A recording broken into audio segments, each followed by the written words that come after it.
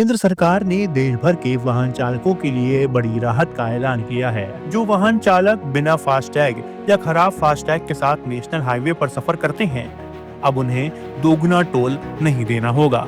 सरकार ने नया नियम बनाया है जिसके तहत 15 नवंबर 2025 से ऐसे चालकों को केवल 1.25 गुना टोल देना होगा, बशर्ते वे भुगतान यूपीआई के माध्यम से करना पड़ेगा। केंद्र सड़क परिवहन मंत्रालय ने national highway fee determination of rates and collection rules 2008 में संशोधन करते हुए घोषणा की है। सरकार ने कहा है कि इस बदलाव का उद्देश्य कैश लेन देन को कम करना और डिजिटल भुगतान को बढ़ावा देना है।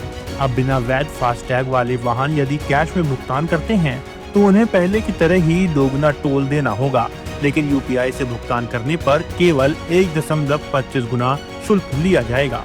सरकार का मानना है कि यह व्यवस्था न केवल यात्रियों के लिए फायदेमंद होगी बल्कि टोल प्लाजा पर लगने वाले लंबे जाम को भी कम करेगी।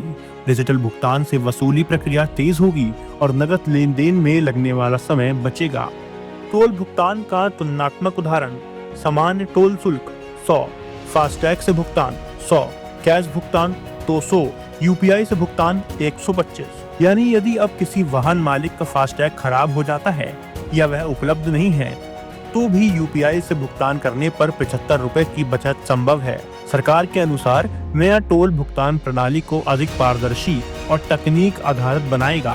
डिजिटल भुगतान से टोल का सटीक रिकॉर्ड बनेगा और भ्रष्टाचार भी संभवतः घटेगी। इससे सरकार को राजस्व संग्रह में भी सटीक और विश्वसनीयता मिलेगी।